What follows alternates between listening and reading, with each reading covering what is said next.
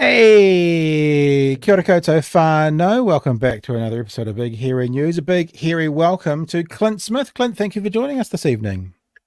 Pleasure to be here as always, Pat.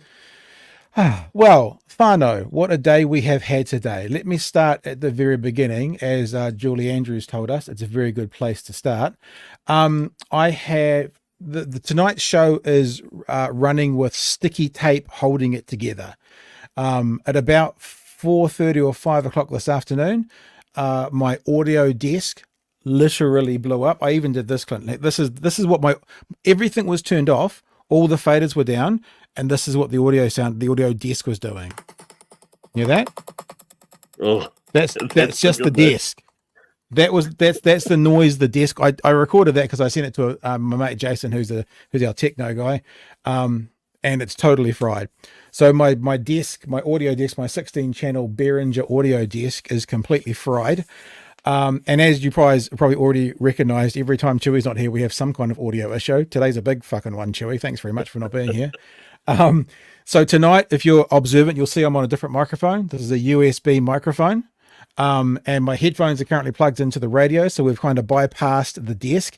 It does mean some things are going to operate a little differently tonight, and we have got our fingers crossed it'll all go. But when I'm playing audio and video, Clint can't speak to that while it's on, or he gets an echo. So hopefully in fact, if I hadn't have said this, I'm hoping by the end of the show you wouldn't have noticed it, but that's an objective we'll try and get to. So it might be a bit clunkier this evening. I apologize for that, but we will do our best to bring you a couple of the biggest stories of the day to have a chat over and to welcome.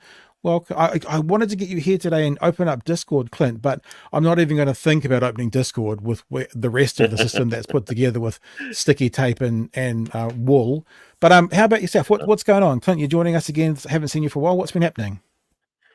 Oh, it's been a bit of a mad day, actually. We'll talk about the disability stuff later, but I'm having the house painted, and I've been trying to work and paint fumes and try not to pass out. But otherwise it's all good.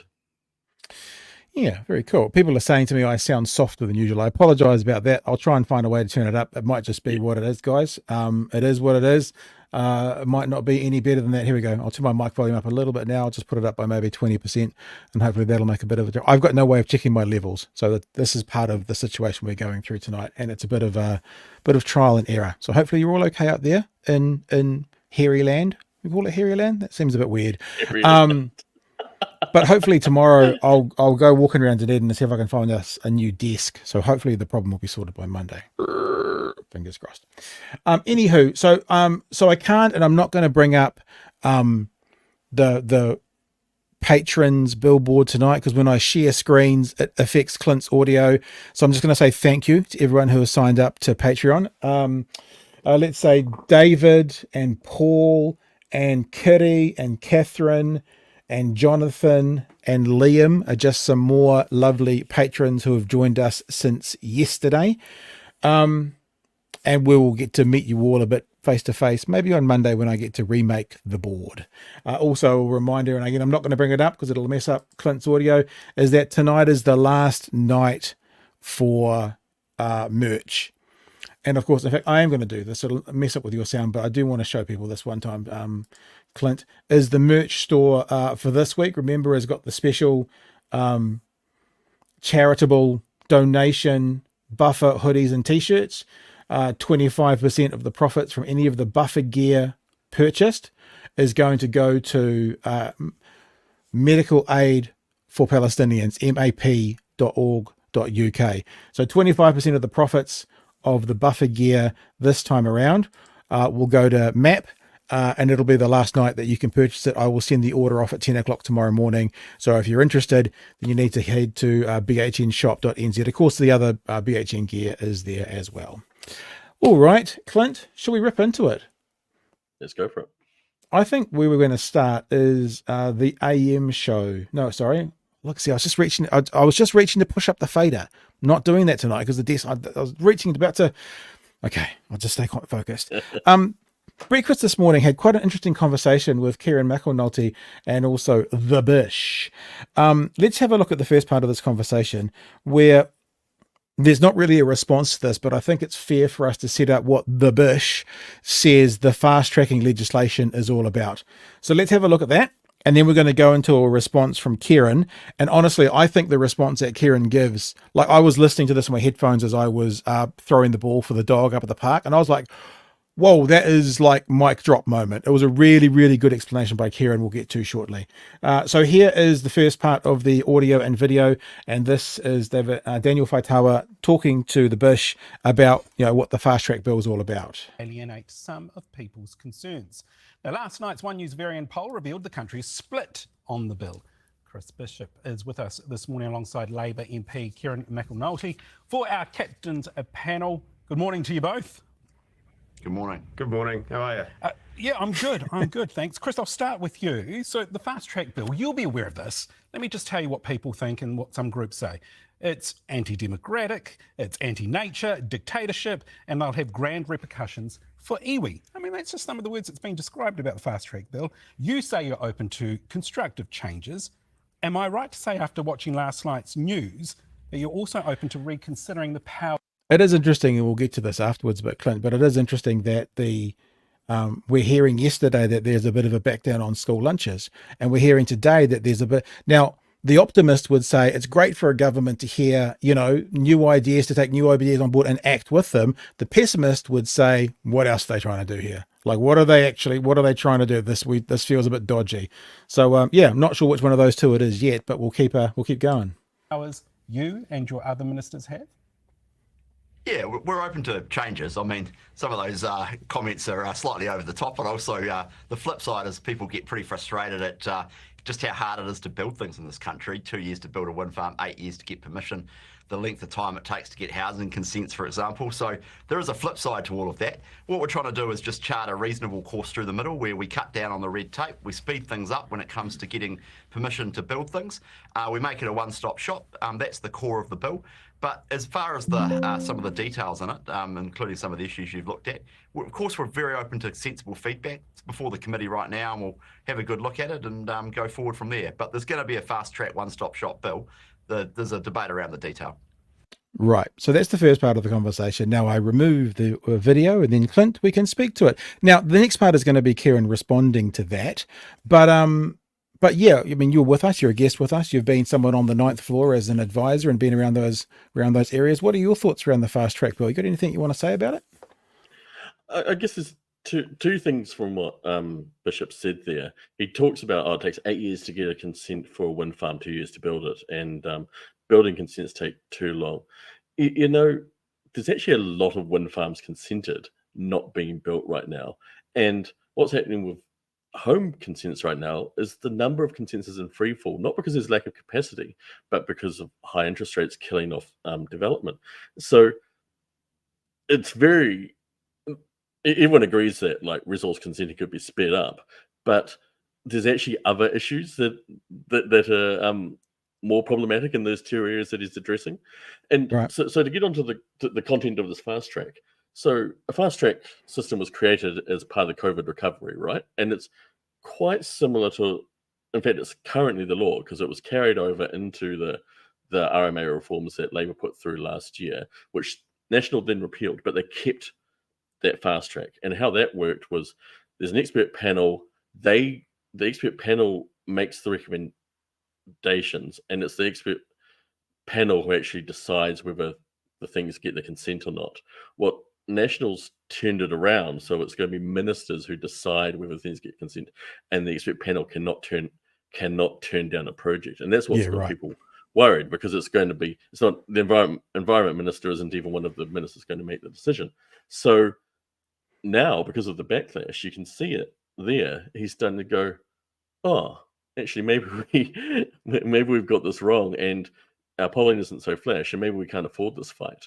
And wouldn't it be bloody stupid if after all this huffing and puffing, they end up with exactly what was the law before all of this?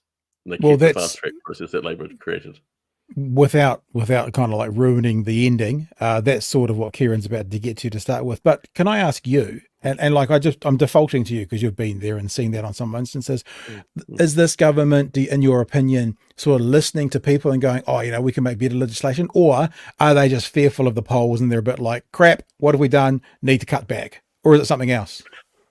I think there's the strongness in coming through is that these guys are reacting to political problems and negative polling. And you mentioned the school lunches before. That's another one where they're backing down because it's costing them politically. When people have just tried to convince them that this is a good thing and it's a good argument, it's the right thing to do, that hasn't swayed them. Speaking of tangent slightly, we talked about the TVNZ poll here on, I think approximately Monday, Tuesday, and Wednesday. No, Monday. And we were also very like, yeah, okay, Mikey, the hyperbole that can go elsewhere. They're not seats in the House today. But what was interesting about it is I think the commentary added on the sort of vibe of how this government is being seen today versus every other MMP government there has literally been at this point. I thought that's an interesting thing to think about. When you're talking about they're doing this because of the polls and because of bad press or whatever, what do you see in the TVNZ poll, if anything? I mean, it's remarkably bad for a new government to be falling this low in the polls this quickly. Usually there's, they call it the honeymoon, but there's actually, usually quite a wave of popular support because this new government gets in and it's doing all these things people have been wanting for ages, and they're listening, unlike the last lot. That's what usually happens.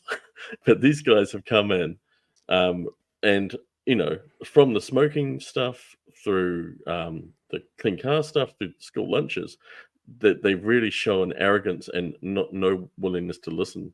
And I think that's showing in the polls. A lot of people having buyer's remorse on them. Luxon's incredibly low, but you look at the left and Labour, at 30%, it still isn't where it needs to be credible as a government, and 16% is too low for an opposition leader to be credibly to come through to be next Prime Minister. So Labour's got work to do too. I wonder if there's any part of this as well. They're talking about the honeymoon period. I mean, maybe this is what a honeymoon looks like if you have to go on it with fucking David Seymour and Winston Peters. Maybe it would be as bad as this. I mean, could you think of much worse of going on a honeymoon with those two people? I mean, honestly. So maybe this is as good as it gets on that honeymoon. All right, let's keep trucking. The next part of this conversation. Sorry, just one quick thing on that. I do think that, Jacinda managed to work with Winston for a whole term, and it comes down to the relationship and how you establish it. And right from day one, Luxon told Winston, "You're in charge. I'll go following you around the country for these negotiations." Whereas just Jacinda established a relationship where she was respected as Prime Minister, and Winston had his things and he pulled some sneaky stuff, but they worked at it. And I saw a meme going around, and it was a picture of King Charles, Prince William, and Prince Louis, and King Charles had the word Winston over him. Prince William had Seymour, and Louis, the little fella, had Luxon over him. I think that's kind of a bit of what you're saying as well. Okay, so let's get to this next piece of audio and video. This is basically Kieran McAnulty responding to the idea of this whole, fast tracking. And honestly, as I said, I was listening to it in my headphones, and this is what I did afterwards. I went, damn! Which I think is sort of the appropriate thing. Oh, stop, cancel, stop. After this conversation. So let's have a look what he had to say about the fast tracking. And just referencing back again to what Clint just said about, is this just going to be what Labour was saying was going to come in. It's kind of exactly what Kieran says. Have a listen. Will be competent and capable, but the point is that it shouldn't be ministers that are signing off these projects. That's an element to this proposal that is unique. There have been fast-track bills before, but it's the ministerial sign-off that is getting people worried. We have consistently ranked as one of the least corrupt countries in the world because we have these protections in place. Yep. Now, I've got no issues with Chris Bishop. I don't think he's corrupt, but it's the perception that can undermine the valued institutions and structures that we have in this country. We should not be bypassing community voice, and we should not be bypassing proper process. And it's those things that people have been worried about. They're also worried, I think, given what I've been hearing anyway, is that we had a replacement for the RMA. This government scrapped it, gone back to what it was, and then they've said, what it was isn't working, so this is why we need the fast-track bill, and people don't buy that. This is a really important, I'm actually going to go back, and I know you're all smart enough to get it, but maybe a National voter will come on this thing one day and need it explained. National got in, they repealed the changes to the RMA, which were going to fix some of the problems we're talking about, so it went back to the old RMA. Then National went, the old RMA doesn't work, so let's do fast tracking. We've said this to you a million times, people. The right get in, they say government doesn't work, or they say government doesn't work, then they get in, then they break government, and then they step back and they go, see, doesn't work. Told you it never worked. The other thing that's really important to know, and I'm not sure if this will play or not, but we'll give it a go, is talking about what is the perception here. There are some people who have always had a very, very, very, very, very interesting perspective on, perception, like the perception of bias. I'll play a piece of audio, see if it comes through. Nope, it's not coming through. Okay, we'll leave that right there. It was a quote of Mr. Luxon when he was talking about it doesn't matter if the PIJF is actually biased or not, because the perception is as bad as if it was. And what Kieran's saying now is really true. This has a perception to it. I'm sorry, I know you can't chat, Clint, because it's messing up your audio. So let me get to the end of this and then we'll give you a crack. And structures that we have in this country, we should not be bypassing community voice, and we should not be bypassing proper process. And it's those things that people have been worried about. They're also worried, I think, given what I've been hearing anyway, is that we had a replacement for the RMA. Yep. This government scrapped it. Yep. Gone back to what it was, and then they've said what it was isn't working, so this is why we need the fast-track bill, and people don't buy that. We know we need to do things quicker, and we know we need a streamlined process, because let's be honest, the RMA that they've brought us back to is cumbersome and takes time and is frustrating. But the answer to it is not giving 3 ministers sign off on projects and bypassing community support. There you go. So there is the conversation for you, Clint. Or let me just remove it properly so you don't echo. There we go. Yeah, I think that was a really strong, you can't really argue.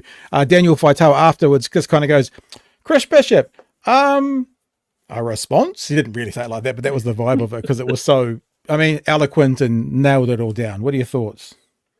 Bishop was nodding along at a couple of points there and had to stop himself. Yeah, I think Kieran really has a skill at putting things plainly and clearly, and yeah, he does that well in his laconic manner, and he's right. These guys, and it's not just the RMA, they came in and repealed all kinds of things and said, it's crap, we're going to fix it, and now everyone is standing around saying, well, what's your solution, mate? It's in the infrastructure space as well. All these infrastructure projects are on hold because they came and said, nah, it's all wrong, we're going to fix it. And and now everyone's standing around going, well, where's your solutions?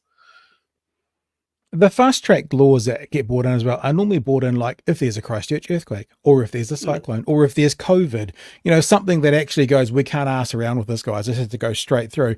But National's using it basically if they want to legislate the new letterhead on the, the government's paper at the moment. It's just like they're using it for not what fast track was designed for.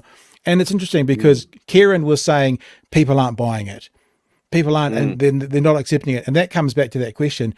If National or NACT NZ are pulling back a little bit on this, is it because they can see people aren't buying it and they don't want to be kind of thrown out of office, metaphorically speaking, with bad opinion polls?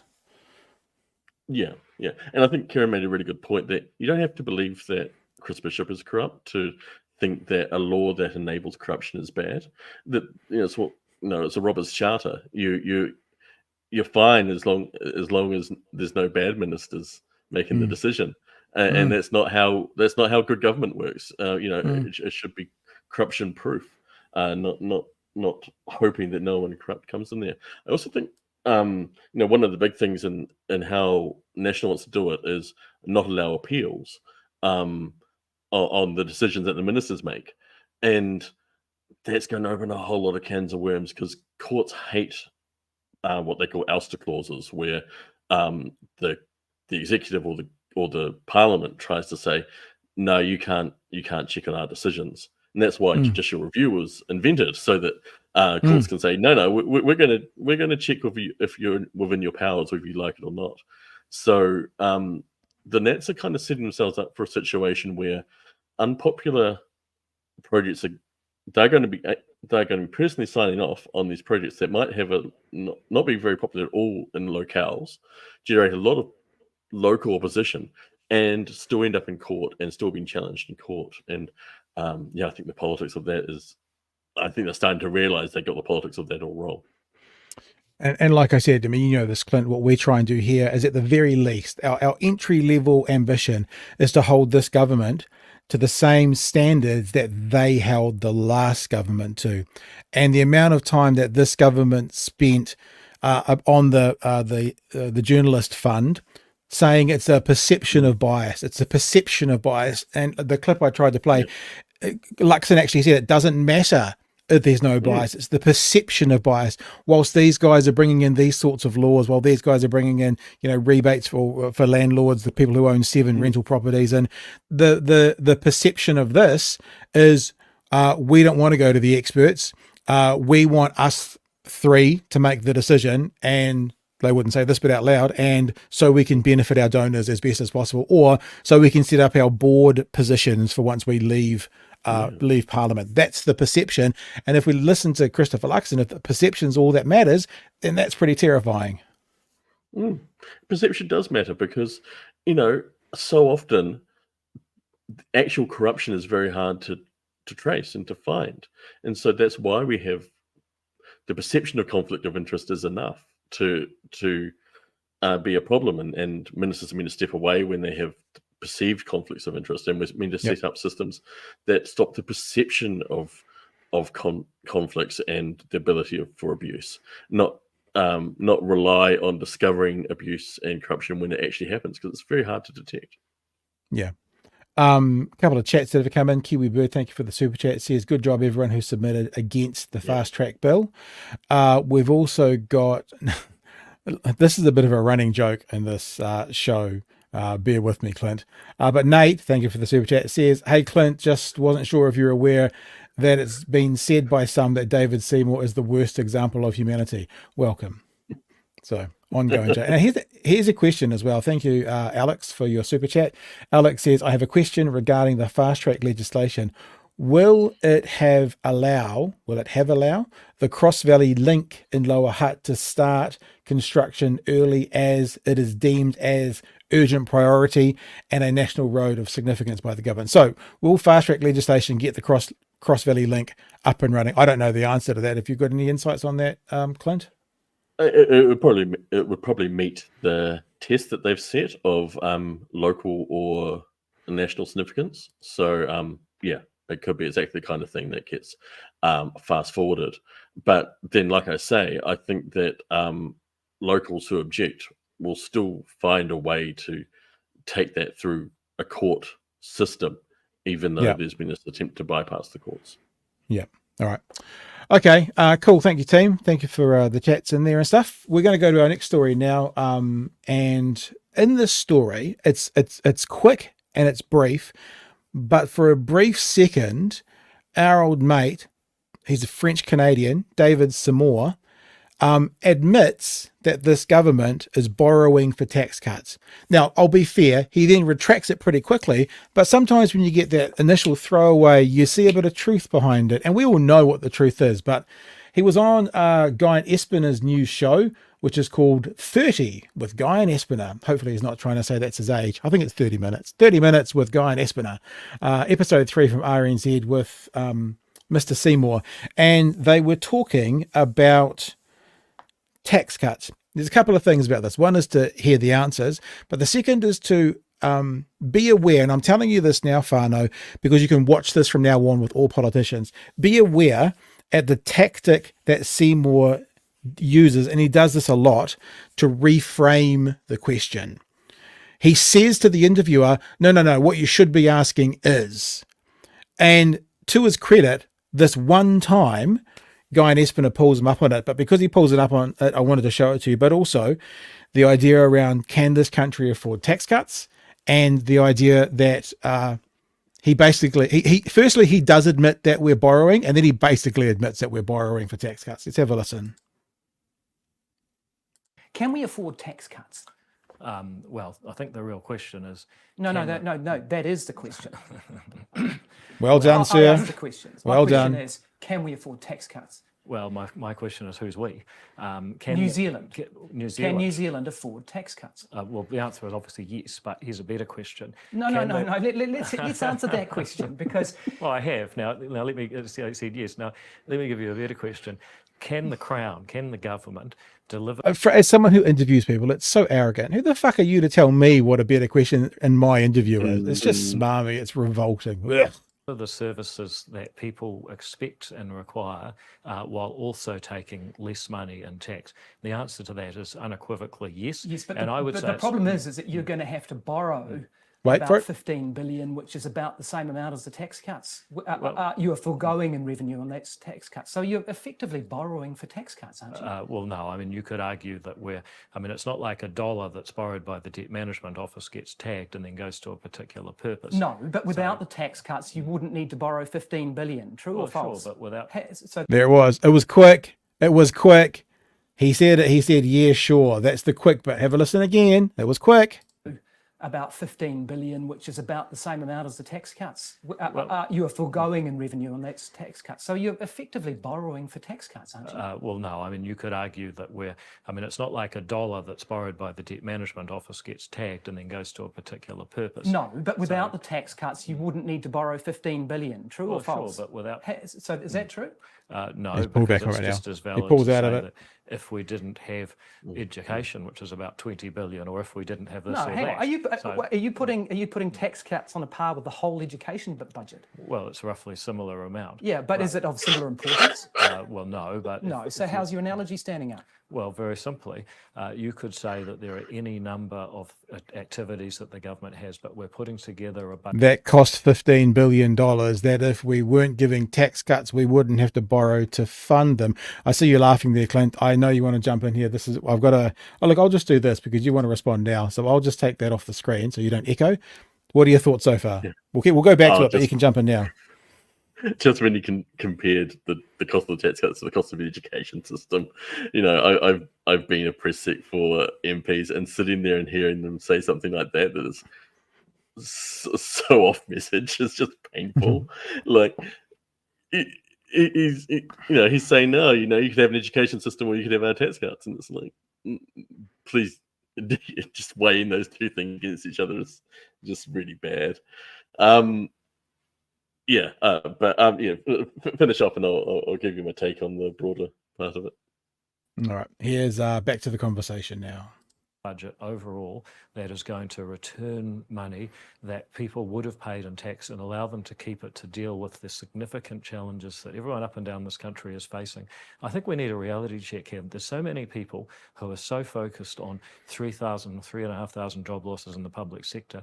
They ought to get out on the main streets of New Zealand. I was on Waiuku, but anecdotal Main stories. Street, talking to the business owners, the people that run social provision, do family budgeting. The real estate agents tell me that people are selling their houses due to family breakup. And how much money will those people get in their pay checks with your tax cuts? Well, obviously, roughly, that it depends on how much they earn, but you're looking at $10 to $20 a week for the average earner. And you're going to spend $15 billion on that? Well, that's because there's 5.3 million people. I mean, you know, you can. So you're confident you've got your priorities right on. You can. Well, we actually do, because our priority is allowing people who have battled pretty hard and had rising tax bills, To get along 20 with bucks a everything week. else.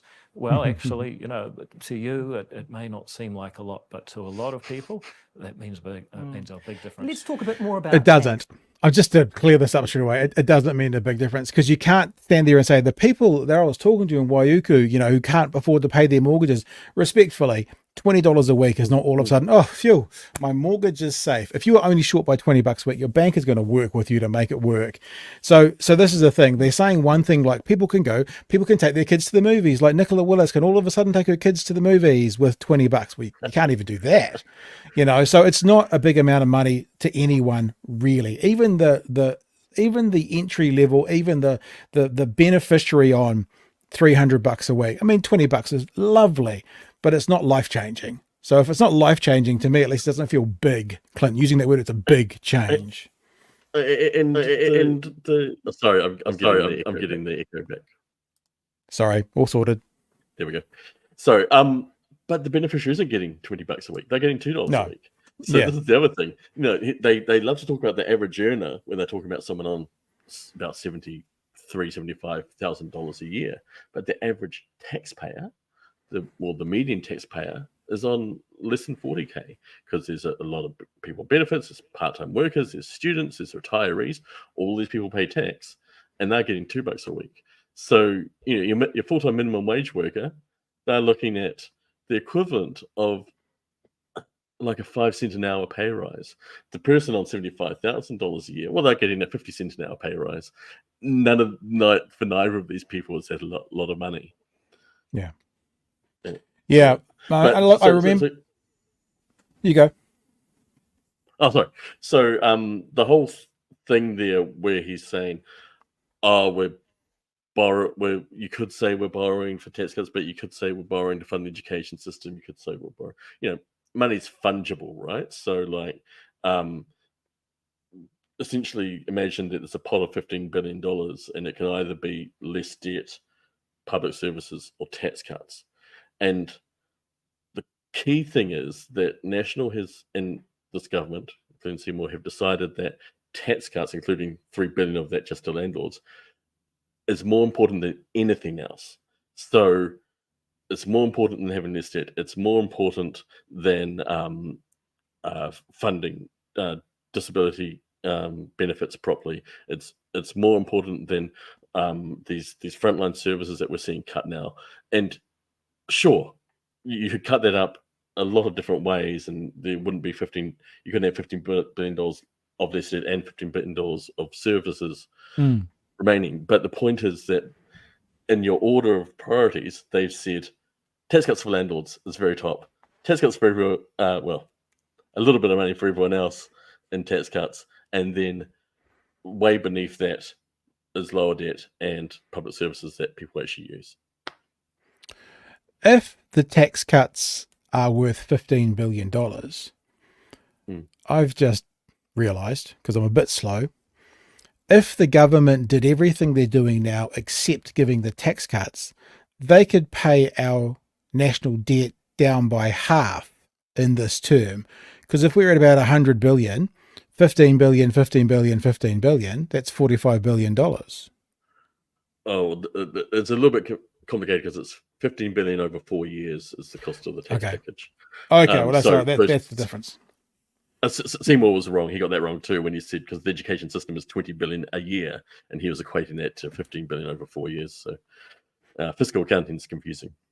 It is one of those questions. My numbers are obviously out by a factor of 3, but that the government who talks so much about the debt and stuff that the last guys built up, even though we know that the previous national government put on basically twice as much as the last Labor government did, but then they're not interested in doing anything about reducing the debt. The debt's the big problem, and the previous government did all these things and made a problem, but they have no plans or no reasons or nothing in place to pay that debt down.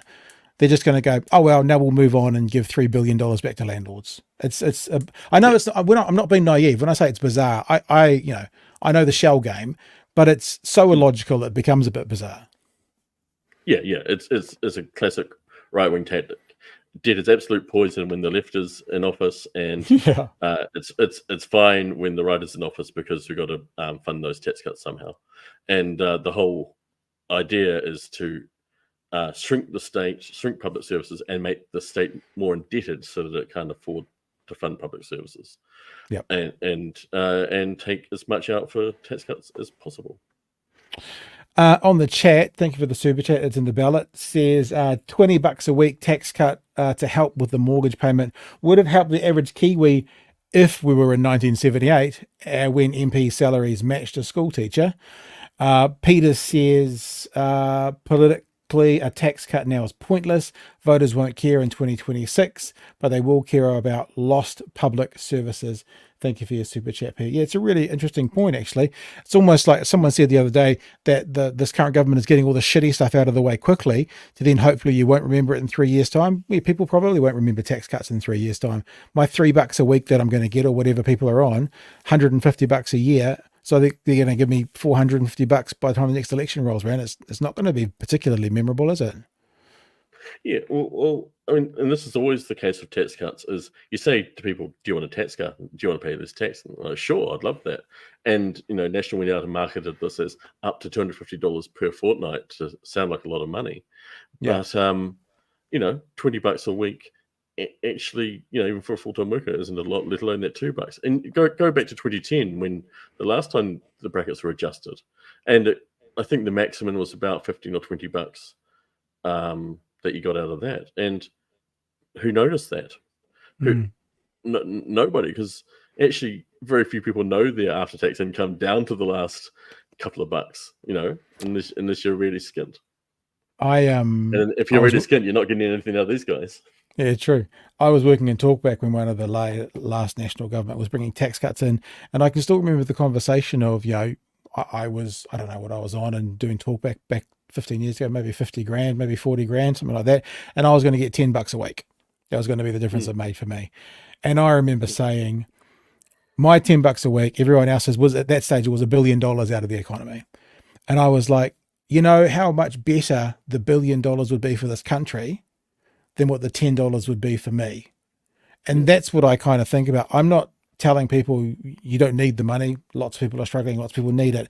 But that idea of what we take to the storehouse, what we take in our little offerings, our little donations, our little bits that can then turn into, now that I'm being educated, $15 billion over 4 years. What about classrooms? What about hospitals? What about, hip operations? What about all those things that we're choosing to give up? That's the other thing about tax cuts. It's not free money. It's tax cuts aren't necessarily you get your money back because you have to pay for something. You're not getting things in return, be they public services or be they, public entities or whatever. So as a country, we're giving up things to get back tax cuts. It's not as black and white as these guys want to paint, Clint. Yeah. It's all about choices, right? And like I say, they've decided the very top priority is tax cuts for landlords, and then a little bit of money for everyone else, and well, that's got to come from somewhere. As you say, you put it that way of like we all put in $10, and together that's a lot of money, and the reverse is true as well. So when they go to cut taxes, they find that any tax cut, even what's not a lot of money to most people, becomes astonishingly expensive very, very quickly. And so that the scurrying around trying to cut $1 million from a program here, $1 million there, they're cutting this, they're cutting that, to fund tax cuts that won't make a difference and won't be noticed by most people. It's funny because you say it adds up very quick. The irony is because they're giving $3 billion back to landlords, they're still struggling. $1 million, $1 million here, $1 million there. It's still quite a long way to get to $3 billion, especially when Winston won't let you charge your fees to international buyers. So, it's a lot of money as it adds up, but it still is not touching the sides of their $3 billion they need, is it? Okay, a couple more chats that are here. Kooky Nick just says apologies. I'm assuming that's Nick, and Nick brought this thing into the room where he pays a late fee purely off his own bat, and then other people have followed suit. We don't require it, so I'm assuming that Nick is apologizing for being late. And Gold, do you speak French, Clint, at all? I did it in high school very badly. Our French teacher was from the Isle of Man. So Gold says, I heard a rumor, even the French think David Seymour is un terrible exemple d'être humain. I don't know. I've never reckon I even learned. understand that. I don't even learn French at school. Never did it. So that's more than whatever's more than butchered. That's what I did. Okay, let's move on to this next story now. And Clint, as someone who's worked and advised the Greens, I'm particularly interested in your take on this. The way I describe it is a very strange events in the House last night involving Julie Anne Genter. Just very, very strange. So let's have a look at this 3 News story. If you want to jump in, Clint, just shout out and I'll take it off so it doesn't echo for you. But let's get to the story as it was on News Hub tonight. Flying off the handle, Julie Anne Genter breaking all the rules of reason and of Parliament, out of her seat, standing over Minister Matt Ducey, screaming at him. Ms Genter, MPs stunned, the chair trying to bring order. please resume your seat. National Scott Simpson complained. It was a serious, intimidatory, physical attack upon another member in this chamber, and that's unacceptable. Eventually recalling the Speaker to deal with the outburst. It is totally inappropriate. Only then did Genter apologise. I'm apologising that I was physically intimidating. It was not my intention. MPs arriving at work. I'm going to take this off so I can ask you a question, Clint, and you can hear it all properly. Do we know what precipitated that? And this is the reason I asked the question. It's a very minor example, but I remember having an English teacher when I was in secondary school, St. Peter's College in Auckland, and the teacher was yelling at the person next to me, and he said something like, "Don't you know if you sit next to Brittenden, you'll get in trouble and he won't?" Because apparently I had a way of kind of niggling and that kind of stuff and getting them in trouble, but I would always under the radar. And I'm not defending the actions of Julie Anne Genter, but I'd like to understand what happened immediately preceding, because it feels like, in politics, when you make someone lose the rag, you've kind of won, even though they pay the price. I'm wondering if there's any of that to this at all. Yeah, actually, I have to say I don't know exactly what the trigger was. It was something around mental health and Julianne not being very happy with National's policy around it, but I have to say I don't know the details. If anyone knows that, feel free to mention it in the chat. Right, I'm going to bring this back up and we'll keep on going. This morning, still shell-shocked. I was in the House last night. It would have to be one of the most extraordinary things I've ever seen. I turned around and I saw Ms Genter over full in the face of Matt Ducey. It's not something that I would have ever expected to see. It was pretty intense, very inappropriate, as I said at the time, and it's certainly shaken a lot of MPs up. Including the victim of the vitriol. It took me back a bit, yeah. Do you agree it was physically intimidating? Well, I think in 10 years I haven't seen anything like that. Genter went to ground, took the day off, worked from home, leaving her co-leaders to mop up her mess. We make absolutely no excuses for it. It was unacceptable behaviour and Julianne has apologised for it. Is she fit to be an MP? Look, again, this is a one-off instance of unacceptable behaviour. But this florist says it's not a one-off. This is how she conducts herself. She is a bully. Well, I'll play this for the whānau to see, but this does make me, I'm not trying to say this to defend Julie Anne Genter, but to go out and find some rando who may or may not be telling the truth, or may or may not have an axe to grind, and putting it up there now as evidence to back up why someone's no longer worthy to be an MP. It makes me, I'm not a journalist, right? But even as not a journalist, it makes me uncomfortable journalistically, this kind of part of the story was. I will play it though. It's fair enough that you guys see it. But just so you know, it's like, it's just, this feels a bit muckraking to me, rather than actually digging into what the issue was, which I think everyone's going to agree was unbelievably unacceptable. Laura Newcombe has had this shop for 30 years. Recently, a cycleway has been installed, removing car parks outside her shop. So there's an axe to grind. I'm not downplaying here. I don't know, but this is not so many people tell me, oh, but you're so biased. And I go, yeah, we tell us what our bias is. I mean, everyone's got a bias. It's just, this feels weird that this person just popped up today. I wonder if they contacted them or they already know. It's just a bit bizarre. My income's been easily halved. Last week, Julie Anne Genter stopped by, and Newcombe says the pair got into a heated exchange about Genter's advocacy for the cycleways. She was very intimidating. She pulled out her phone.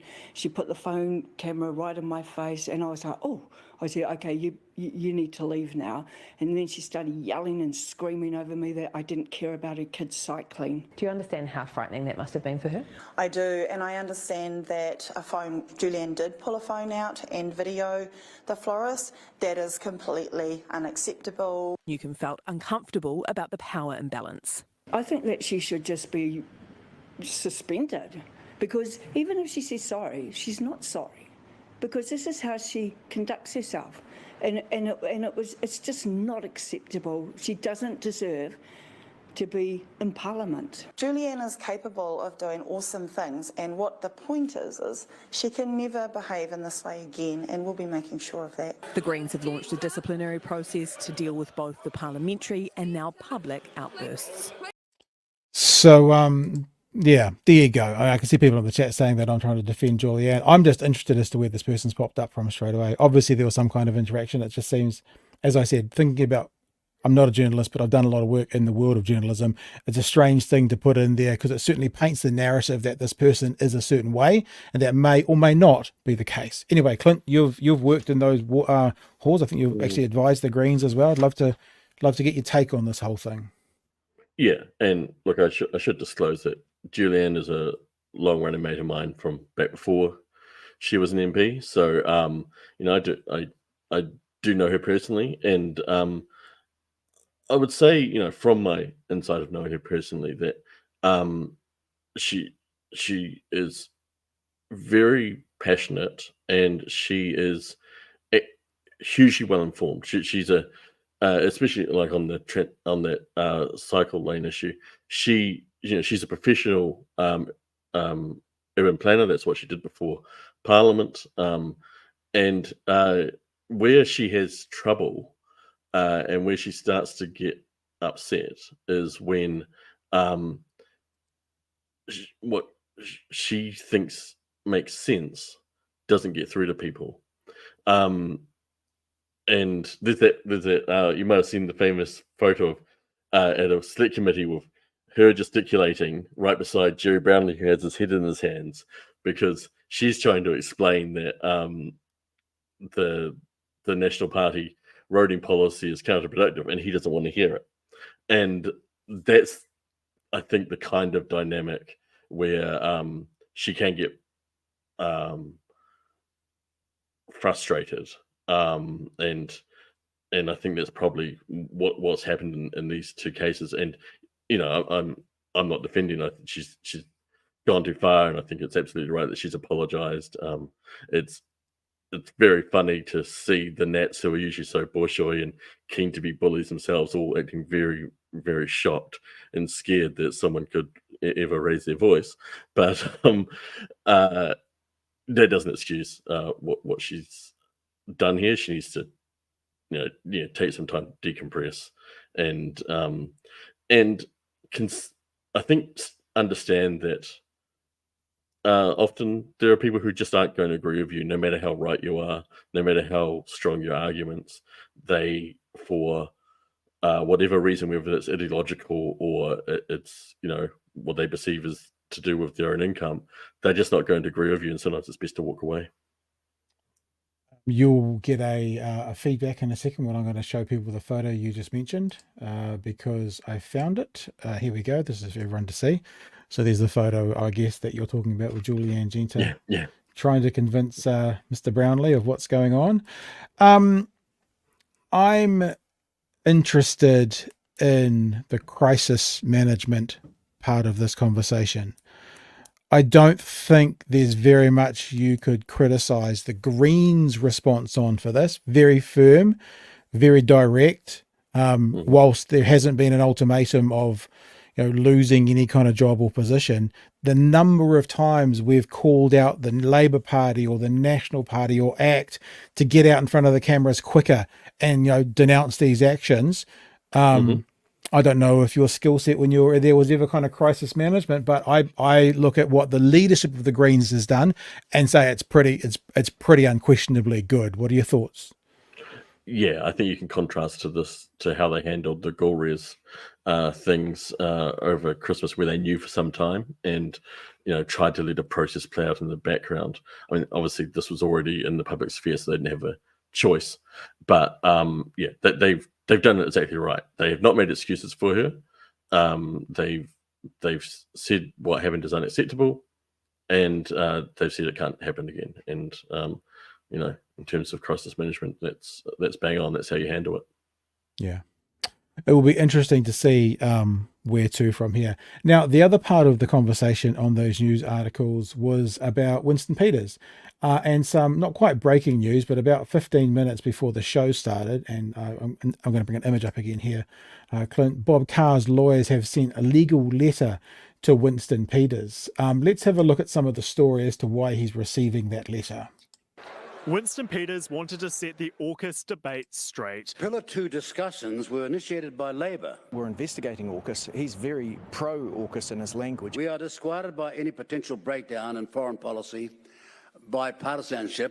Peters took his cracks at AUKUS opponents even further this morning with comments about former Australian Foreign Minister Bob Carr on RNZ that Labor's David Parker later repeated in the House. Including his statement about Honourable Bob Carr that that quotes, he is nothing more than a Chinese puppet. I refer to an article in the Australian Financial Review dated November 8, 2018 that anticipated my remarks. It says how Bob Carr became China's pawn. Carr was at Parliament for Labor's. I think that's all we're going to do, because that pretty much lays out the situation. Go back to the One News story and just not going to read through this in great detail, but Bob Carr's lawyers sent a legal letter to Winston Peters. This has happened this evening. Letter obtained by One News. Carr's lawyers said Peters' statements in an interview on RNZ this morning are indefensibly defamatory and have no basis in fact. As someone who's never been accused of defaming someone or has never been defamed, I don't quite see how this is much of a big deal. If Winston's got that, if he was referencing an article, does that mean the article is going to be defamatory as well? Is it storm in a teacup? How do you see this, Clint? I think the actual quote, there might have been a slightly stronger one immediately after that from Peters, where if I recall from reading it, that he did intimate that he was in the pay of the Chinese in some way. I can't remember the exact word.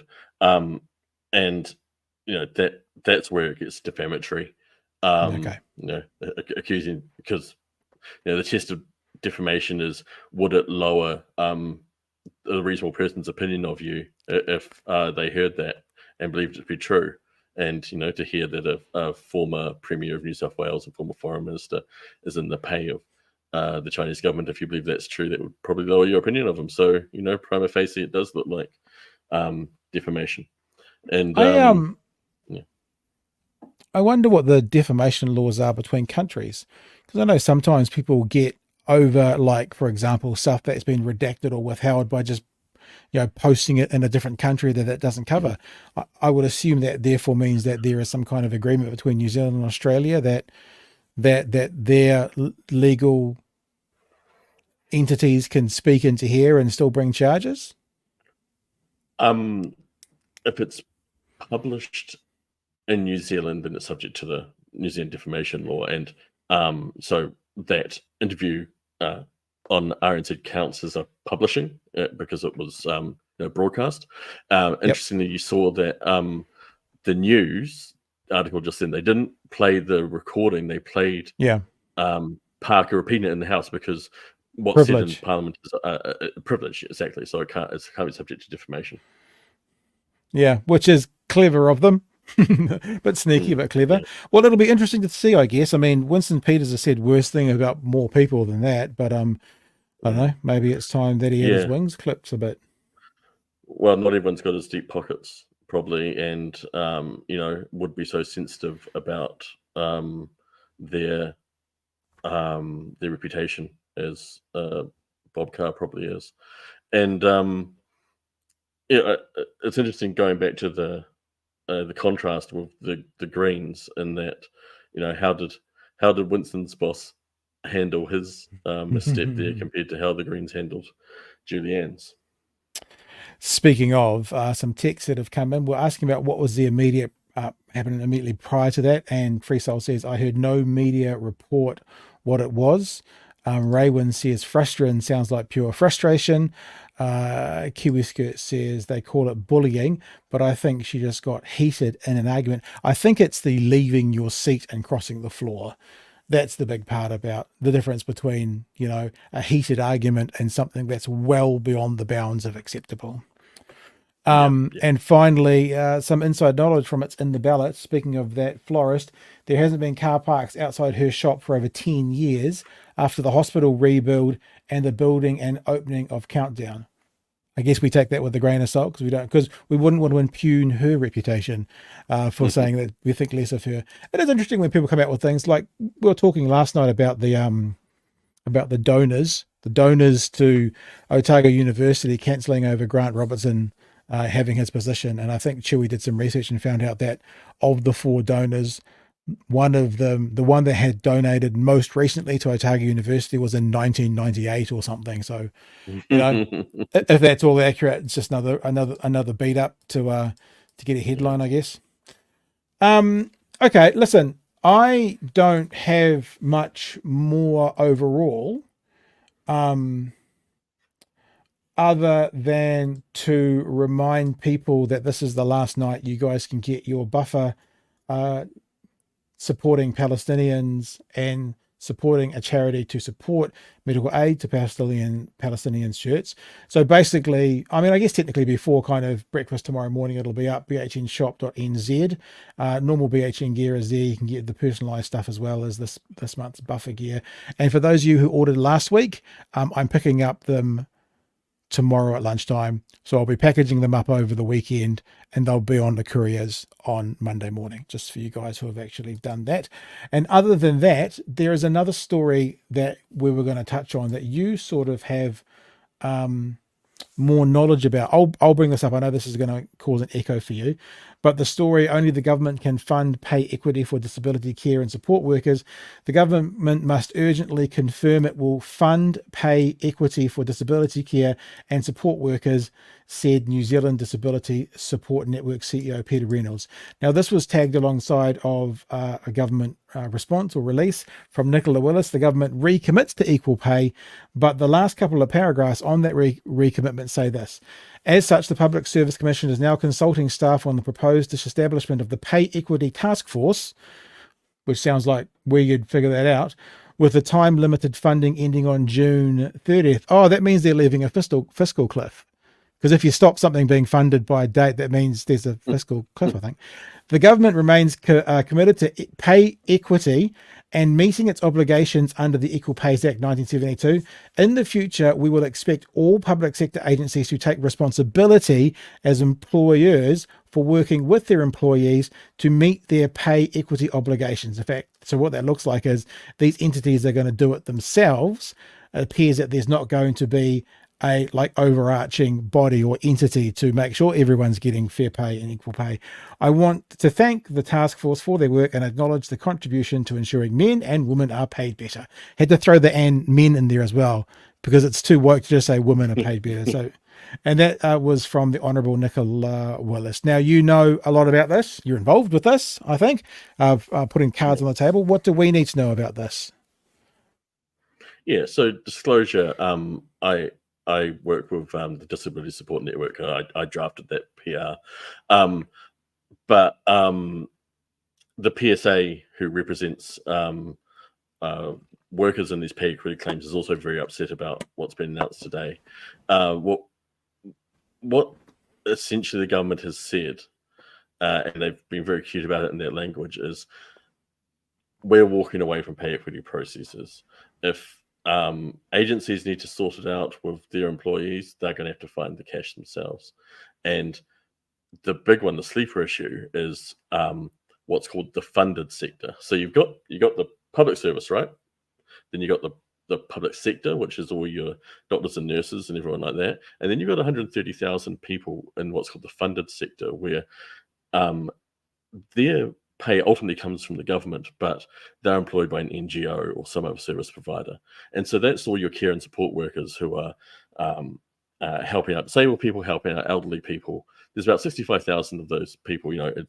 It's hard work, hard physical work. About 95% of the employees are women, and it's hugely underfunded, underpaid. It's barely minimum wage work at the moment, and the unions have been trying to get pay equity for these guys.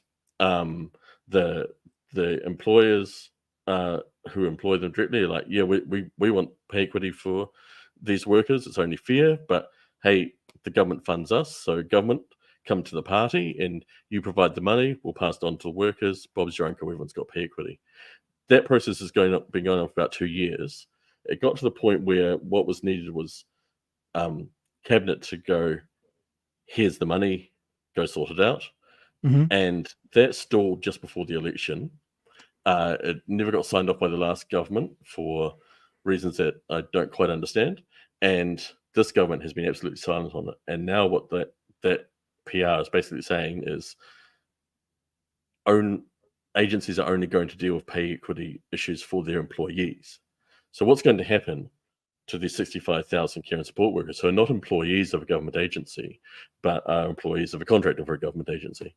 How are they going to get pay equity? Because the government's saying, no, we're not going to step up. We're not going to fund it. But the government's the only one who's funding these sectors. So it has potential. These people deserve fair pay, and only the government can provide the money to give them fair pay. Right. And if this stalls out, and if the government refuses to come to the party and provide that money, what's going to happen? Going to go to court. Court's going to go, yep, these guys need their pay rise and order it, and it's up to employers to pay it. Employers don't have the money, and they're going to turn around to the government and say, please pay us, otherwise we're going to have to shut down. And that's no good for anyone. There's hundreds of thousands of disabled people and their families, and the workers themselves all relying on getting this pay equity deal across the line. And I'm pretty worried by what's happened today, that the government is, comes back to that priority. They have prioritized tax cuts and things like fair pay for minimum wage people who spend their lives caring for the disabled. That's way down their priority list. Yeah, really interesting. Do we know the number?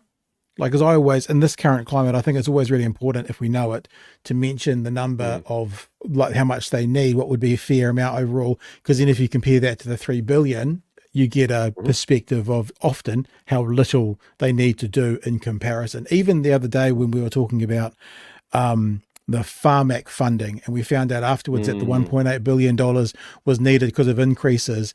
And if they could have had 2.2 billion, then we would have been able to move forward. So even that was like 400 or 500 million. And that out of 3 billion means we could have had a world-class health system versus just muddling along. So that's a small percentage of it. Do we know a number for these guys at all? Do you have any idea? Yeah, well, this one is reasonably big bickies, because you've got 65,000 workers, and they're underpaid by the employees, and the unions got together and did a whole legal process to work out the underpay, and it's over 30% underpay. So, even if you sort of back of the envelope and go, okay, they're minimum wage workers, and there's 65,000 of them, 10K each, and then you have to adjust the supervisors and the managers pay up as well, because you have to keep pay differentials and all that. It's hundreds of millions of dollars, but what else is hundreds of millions of dollars a year? Yeah, and tax cuts for landlords, right? Like it's not that the money doesn't exist. It comes back to priorities. In fact, tax cuts for landlords are thousands of millions of dollars a year, not even hundreds of millions of dollars a year. Exactly right. All right. Hey, Clint, thanks so much for joining in today. Thank you for my little kind of stuck together show tonight with, I've just had a text message from Jason, our guy, saying he might have found a desk for us. So brilliant.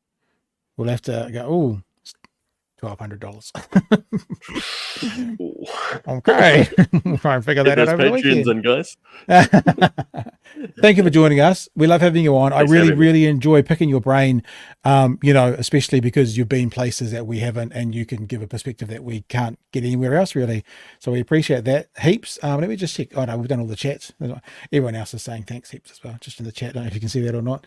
But other than that, team, remember last night, bhnshop.nz, and it will be back again on Monday night with a live show. You'll know if we're going okay if you come back and you see this mic there, or if you see this mic there. Can you really tell the difference on camera? You kind of can't, can you? You'll know straight away anyway. But it's been great. Love having you on, Clint. Always love having you on. Thanks for joining us, team. Be safe over the weekend. Come back Monday night, 9 p.m. Make sure you bring a friend with you, and follow us on all the social medias. There'll be a lot of clips out this weekend for you guys to share around and tell people about us. # share our shit. And we'll see you Monday night from 9 for another edition of Big Hero News. Hooroo. See ya.